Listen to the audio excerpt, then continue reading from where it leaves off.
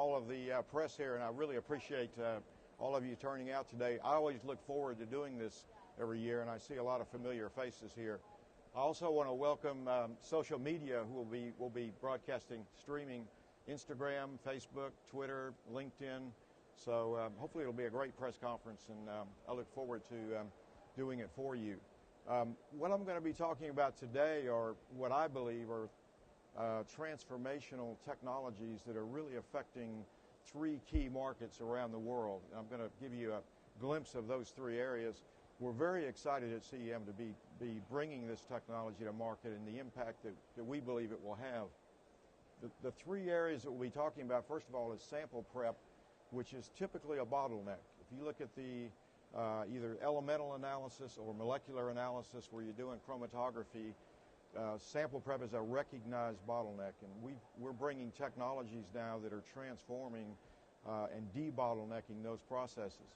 Secondly, very importantly, food compositional testing. For the first time now, we have an instrument that can become the new reference method for doing fat testing in food. That's never been possible before. Historically, people are still using the wet chemistry classical methods, but for the first time now there's an instrumental technology available.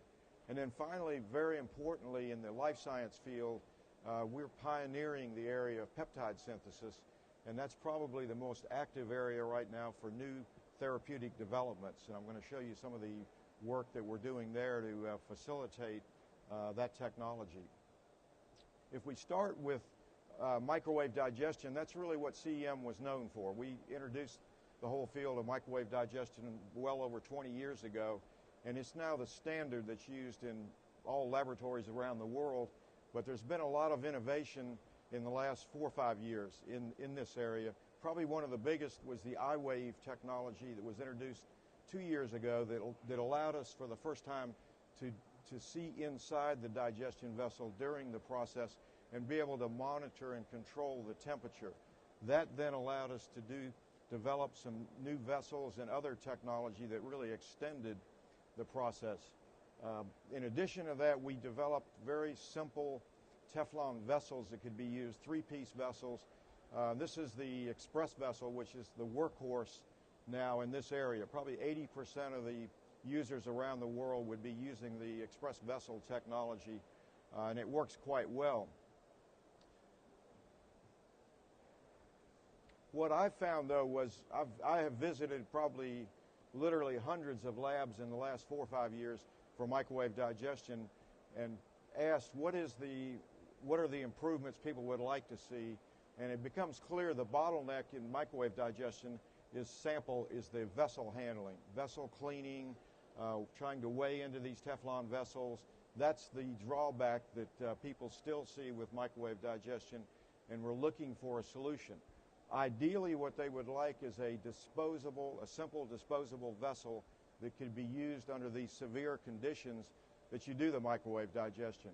It's something we've wanted to do for a number of years, but it's a difficult problem because you're operating at high pressures, typically 300 or 400 psi. You're operating at high temperatures. You need a chemically resistant vessel to be able to endure those conditions, and trying to make something inexpensive and disposable that will do that is a real challenge. But we think we've accomplished that, and that's one of the innovations we're introducing today. We have a very simple disposable vessel. It's a thin wall glass tube that you will now be able to do the digestions in. And this is a true breakthrough, to be able to get to these conditions with a inexpensive thin wall Pyrex tube that will be able to withstand that. If you look at what's available right now, there have been attempts in the current technology to use disposable vessels, and the approach was to take a fairly large cavity, maybe a 1-liter chamber, put vessels like this in that chamber, pre-pressurized to very high pressures, 3,000 psi typically, so that you don't get any cross-contamination, so that you force each one of those to be sealed. But it requires you to operate at these very high pressures. It's also, because you do that, there are safety concerns because you've got a large vessel at extremely high pressures with this process going on. It also You cannot have venting. You've got to use the high pressure because you'll get cross-contamination if you don't have all of those vessels sealed. So this approach, while it does allow use of disposable vessels, has some serious shortcomings. And also you have a 1.5 hour cycle time because as you depressurize, you got to be careful you don't get cross-contamination by depressurizing too rapidly. What we've done, in essence, is to develop a mini chamber. We basically are putting this in a mini chamber, which is our express vessel, so that each one is isolated, so there's no chance of any cross-contamination. The advantages you get here is you, again, have the thin-walled, inexpensive vessel. It makes the weighing easy. You can dilute in the vessel. You can actually then take this to the auto sampler. So we call it the balance to analyzer approach. You've got one inexpensive disposable vessel now that the full process will be incorporated into, and that's a real breakthrough. First time that's been possible. But the mini chamber basically becomes the express vessel. So it's a very simple, and it isolates. It allows the dual venting and resealing capability, which allows you to operate at moderate pressures and not the really extreme pressures that were required by the other system. This animation is going to show you how the technology works. You're in your express vessel. You have 3 milliliters of hydrogen peroxide externally that generates immediate pressure that then puts pressure on the cap, so it seals the vessel before the internal pressure in the tube starts to be generated. So you've got the cap now sealed. Then the microwaves begin to heat the acid in the disposable vessel, and the normal digestion process occurs. But the unique thing here is you have a dual venting capability, so as you generate the reaction gases, you can vent out of this vessel and then vent out of the express vessel, so you are able to operate at those moderate pressures. There's no chance of cross-contamination because each vessel is isolated in its own mini chamber. So it gives you the ability to do the full process now in this very inexpensive vessel. To show you the process, one of the advantages of this is when you're beginning the process, this can be put on an analytical balance. You can weigh into this. You don't have the static problems and some of the other issues you have when you use Teflon vessels. So it simplifies that process. You can add the acid in the vessel. You can run it in the Mars system 24 to 40, so you have the high throughput capability of this vessel. And then it can go directly onto the auto sampler, which is on the ICP. So again, we're going from the balance to the analyzer and totally simplifying the whole process. It eliminates the need to clean the Teflon vessels because all of your sample and analyte is all in this tube and is kept out of the Teflon vessel.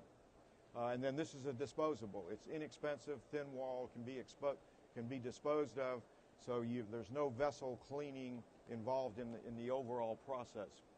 So we believe this is going to revolutionize microwave digestion as we go forward, because you're now able to operate at the normal 300 psi conditions with a dual venting resealing capability with high throughput capability, 24 to 40 samples in a 45-minute cycle time.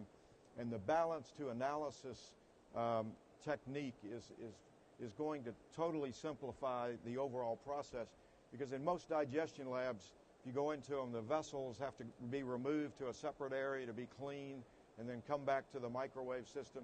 This eliminates all of that complexity and logistically now provides a really simple, straightforward process. The second innovation I want to talk about is the Edge product. We actually introduced that at Pittcon last year. It's a true breakthrough transformational technology for molecular analysis, preparing samples for chromatographic or mass spec type analysis. And there was a study done just a couple of years ago that showed that the sample prep represents 60% of the total analysis time required.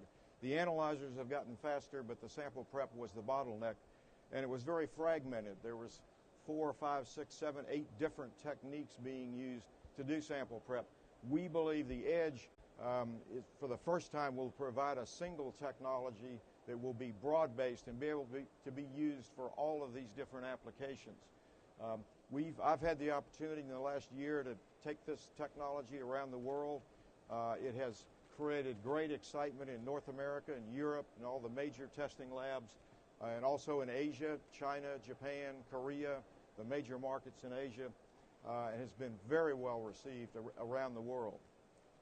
It's based on a simple Q-cup technology.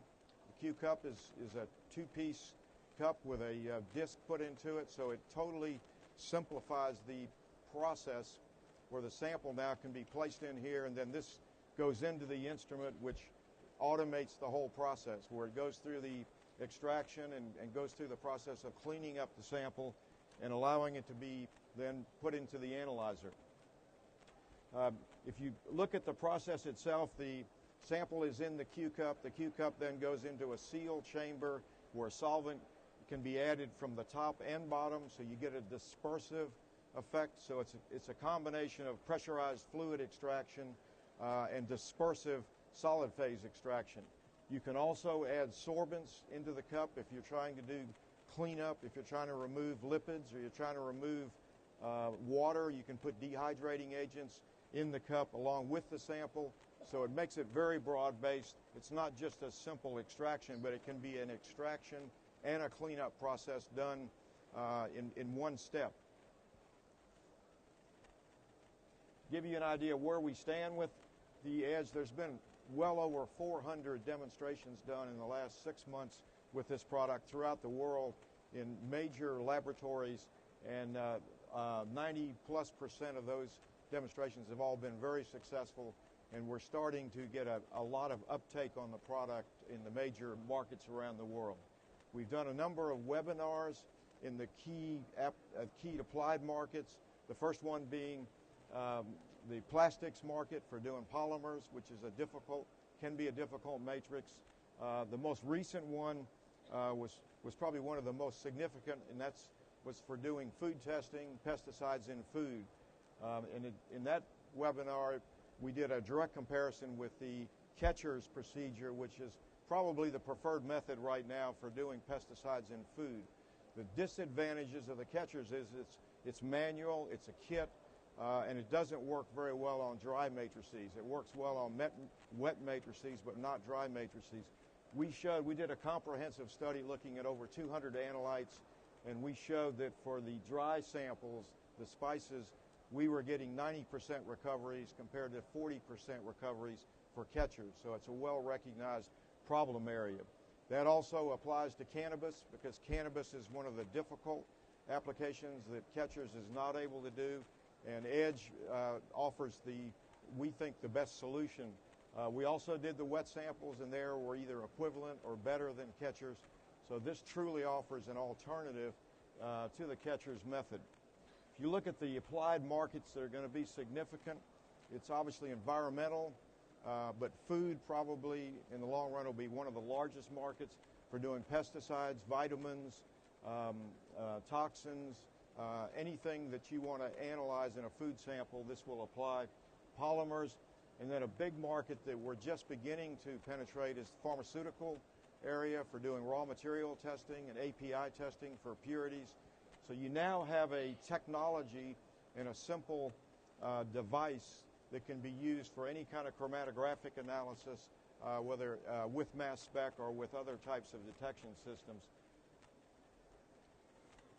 The third innovation I want to talk about, and this is one that we've, again, been working on for the last 2 years, is a major breakthrough, we believe, for food testing for fat.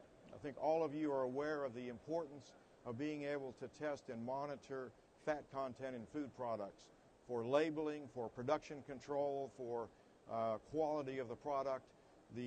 But if you look at fat testing, the reference methods that have been used to date are all classical wet chemical methods. The Soxhlet, that is still the reference method. There's been no instrumentation to date that's been able to replace that as a reference method. We believe for the first time now with our Oracle product we now have an instrumental technology that can become the new reference method for fat testing in food. The methods that have been used in the past are all what we call indirect methods, secondary methods. They have to be continually calibrated against the reference methods. And those are things like FTIR, NIR, or the traditional NMR. What we've done with the Oracle is take a time domain NMR technology, fairly low field, 20 megahertz.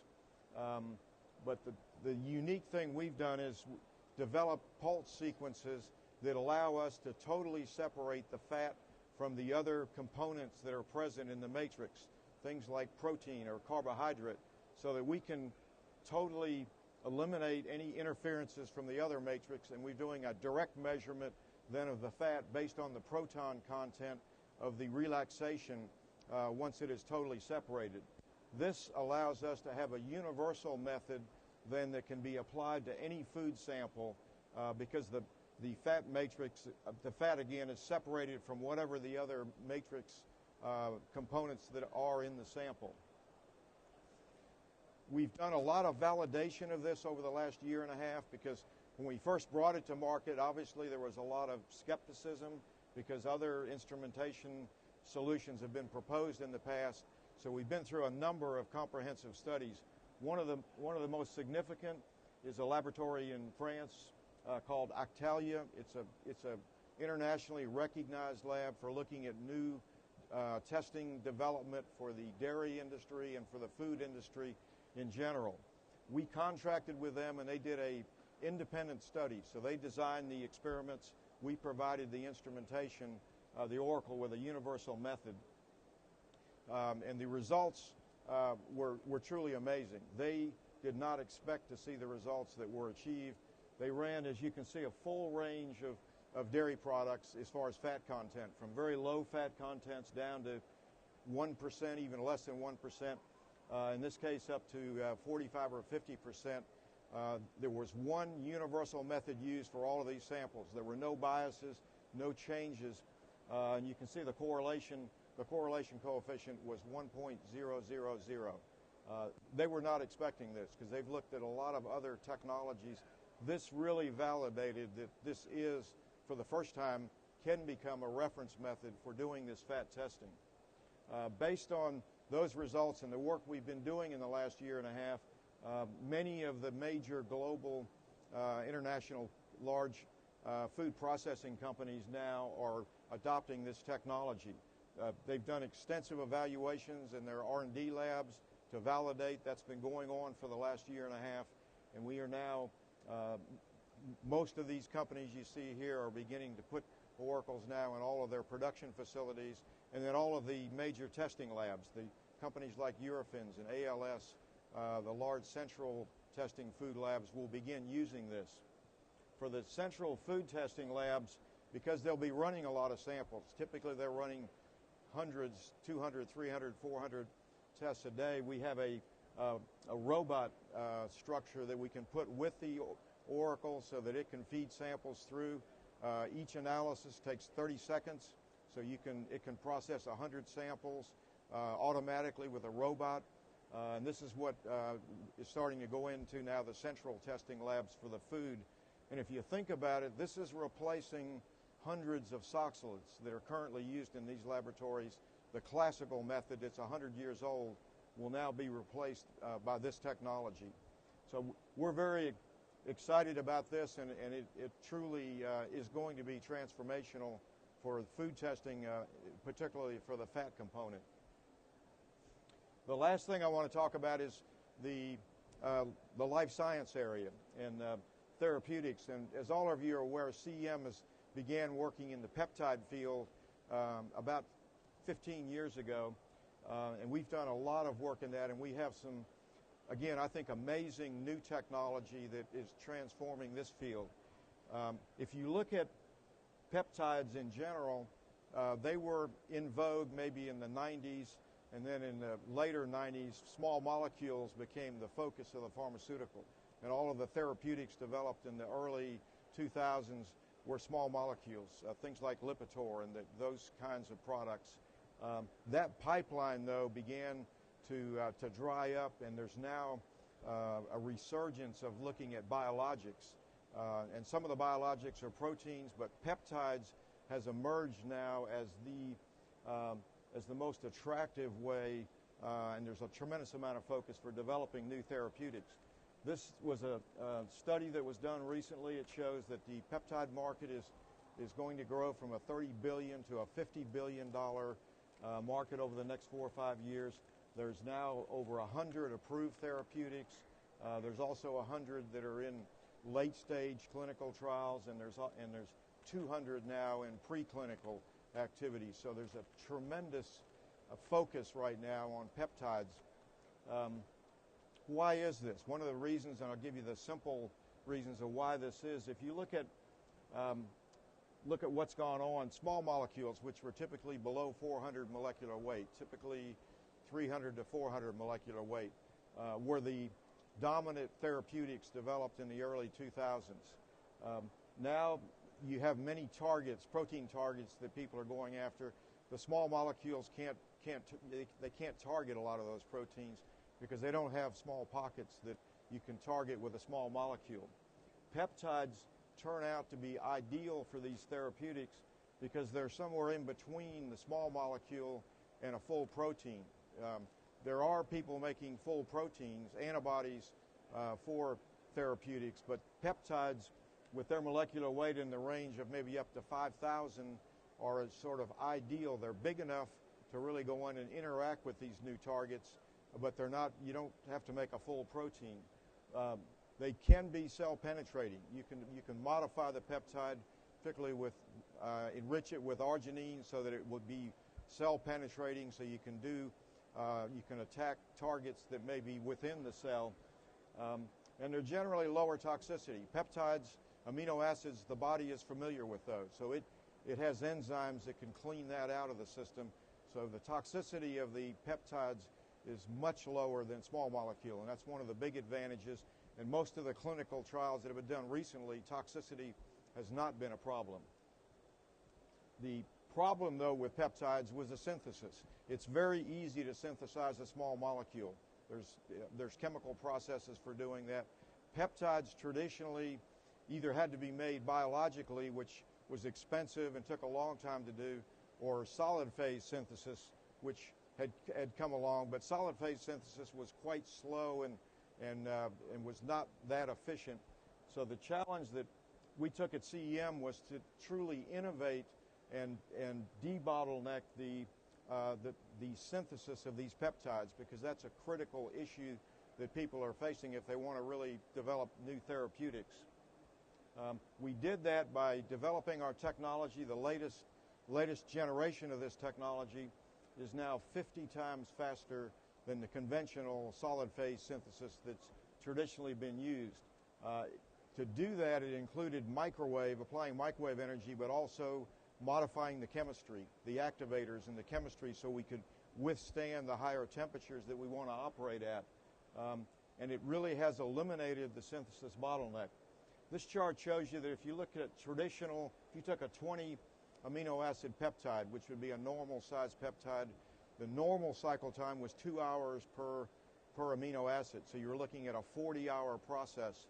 Our first generation, we brought it down to 30 minutes, running at a 50-degree temperature. The second generation, we were able to get the temperature to 90 degrees and brought it down to 4-minute cycle times.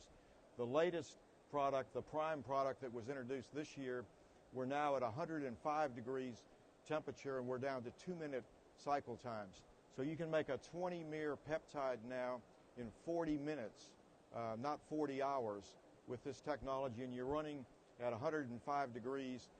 And the other advantage is you're actually getting higher purities, because the higher temperature allows us to get higher purities, which reduces the purification time required. If we look at the two new products, we have the Liberty Prime, which is the latest third-generation technology, and it's a big application for this, and I'll talk about it on the next slide, is personalized medicine. This will make small amounts of a peptide quickly enough so that it can be personalized to an individual patient and the peptides they need can be produced in one day and used for that patient. We also now have a scale-up system that has a 15-liter reactor, but it's very compact. It's about the size of this table here, and it will make a kilogram of a peptide in one day. So it can then be used for full-scale production of the therapeutics. A typical peptide drug will require about 100 kilograms a year of the API, of the active agent. So if we can make a kilogram in one day, you're at production scale for these peptides.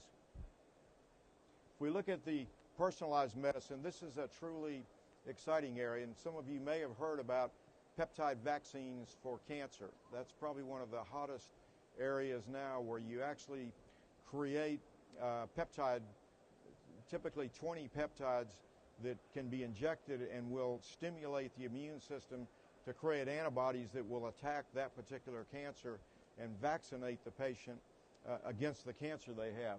It is totally personalized, where you would take an individual patient that has cancer, you would sequence their particular cancer to find the active site that the immune system can then recognize. You then translate that into the 20 peptides that are going to be required to stimulate the immune system for that antibody. Because we have technology now that can produce those peptides in one day, so within 1 to 2 days after you have sequenced the cancer for that patient, you then have a vaccine for that individual patient that can be applied. The Prime makes that possible. Without that, it wouldn't be possible to do that. If it's going to take a week to make the peptides, that doesn't make it feasible. We now have, there's 2 or 3 biotech companies now in the Cambridge area that are pursuing this. There's some companies in Europe now that are pursuing it, and also in Japan, and the clinical trials have actually begun.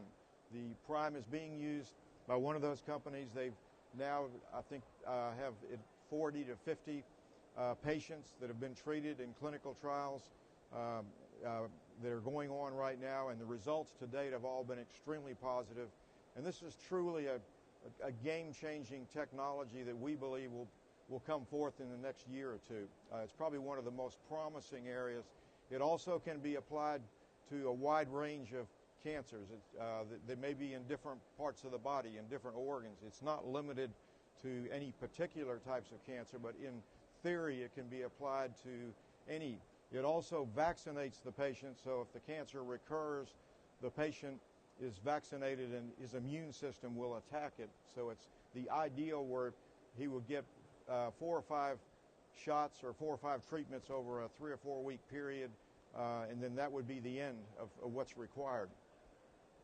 And finally, the Liberty Pro is a production unit that can make up to a kilogram. It can be used for preclinical as well as production scale. It is a GMP product. We now have a number of these in some of the large pharma companies that are beginning now to use this to bring it online for actual production of the peptide. Within the next year, there will be some of the generic peptide drugs. There's several that are coming off patent now, and companies now are moving in to make generic versions of these, and they're going to be using the Liberty Pro to produce that. And those should be coming to market over the next 1 to 2 years. So we're very excited about this, because traditionally, to make a peptide, you would need a chemical factory. You'd need 100-liter reactors. You would have a whole building with the reactors. This can make the peptides in a format, a footprint that's the size of this table here. So it really, again, is a game-changing technology for the production of peptides. So with that, let me finish up just on CEM. This is where we started. It wasn't this nice. It was actually, this is actually a nicer garage than one we started in. So it was starting from 3. It's living the dream of starting a technology in a company and being part of that, and then looking at where we are today. This was a great year for the company. We did our first 100 million plus year. We had 102 million but significantly, it was all based on organic growth. All of the technology and products we sell was all internally developed. CEM has never acquired another company, so this is a unique situation, and we spend obviously a lot of money on internal development, internal R&D. So we're very, very proud of this accomplishment, but we're looking to the future. We are doing a major expansion on our campus, which is located just outside of Charlotte, North Carolina. We now have about 330 associates in the company. We have a tremendous staff. We have 30 scientists and 50 engineers that are involved in the innovation and product development. So we're very, very excited about our future. And with the momentum we have with our transformational technologies we're working on now, we expect to see dramatic growth, particularly over the next 3 or 4 years in the areas that I've described to you. So it's a very exciting time for CEM, and we use the tagline, and I think it applies. Our goal is to simplify science. If you walk around this floor here and you look at a lot of instruments, they're great instruments, but they're not simple to use. We purchased a UHPLC triple quad system a year ago in our lab, and we have a PhD chemist, and she had to be trained for 6 weeks to be able to operate that equipment. It's great equipment, does a good job, but it took 6 weeks of training. Our goal is to provide solutions that are simple, that the customers can use, and that really adapt to what the customer is doing, but also provide transformational products. So that's what motivates us, gets us out of bed every morning at CEM. So with that, I'll end, and thank you very much for being here. And I'd be happy to answer any questions if anybody would like more information. Yes? Non-technical, what percentage of your comments devoted for R&D? Percentage-wise, we spend right now about 12.5% of our revenue on R&D. And so this past year, we were spending $13 million in that range. The industry average of our industry is about 4%. So we spend at a rate of about 3 times the average in our industry. And that's, again, because our strategy is internal development, internal innovation. Yes. In 4 years. 4 years. Our salespeople are a little nervous, but 4 years, yeah. Yeah. Yes. The biggest selling product line was the digestion, microwave digestion, because it's been around a while. We expect the Edge will exceed that in the next couple of years because it's a bigger market. The chromatographic market is probably 5 times bigger. Right now, the second biggest would be the Oracle, the fat testing. It has taken off. In the long run, 3 or 4 years from now, peptides, the peptide market, I think, will probably emerge as our biggest area because we're getting in all the way into production now, from R&D into production.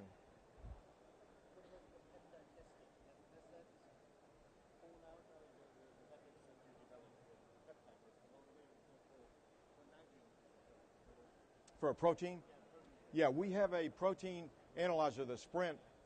It's done well, but that's one of the areas we're working on to expand its capability. Right now, it's limited mostly to meat and dairy products, but we've got some work going on to really expand that, to try to totally replace Keldol and totally replace the classical methods. We haven't achieved that yet with protein, but it's one of the things that we are working on.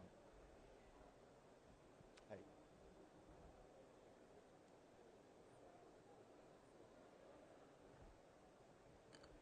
That's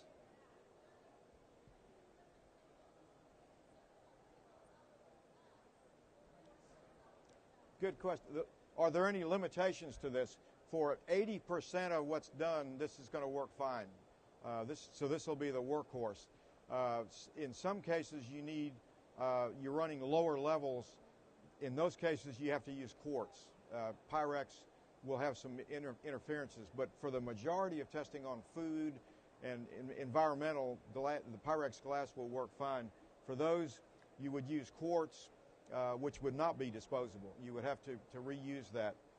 The only other would be if HF is being used, you would have to use a Teflon liner. You would have, because for Teflon. But again, 80% of what's done in the digestion market, the applied markets, will be, you'll be able to use the Pyrex. That's why this is a true breakthrough. It really gives the market what they've been asking for the last 3 or 4 years. About this, I mean, sure, it is an improvement of what about recycling for disposable? It's glass, so it recycles. Do you hope that, I mean, if it's melted in, all the impurities that could have been... No, the glass actually is pretty easy to clean, so it can be recycled. It could be disposed of, and then it could be easily cleaned and recycled. And that's another advantage. It's not Teflon.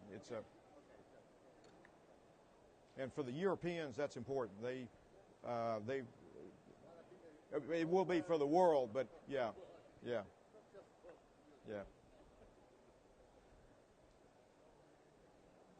Any other questions?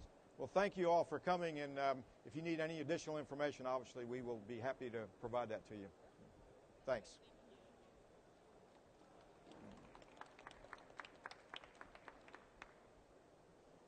I could see people in third world countries still washing those things out. Oh, yes, somebody said that. It's interesting. Could happen. They were saying, I think it was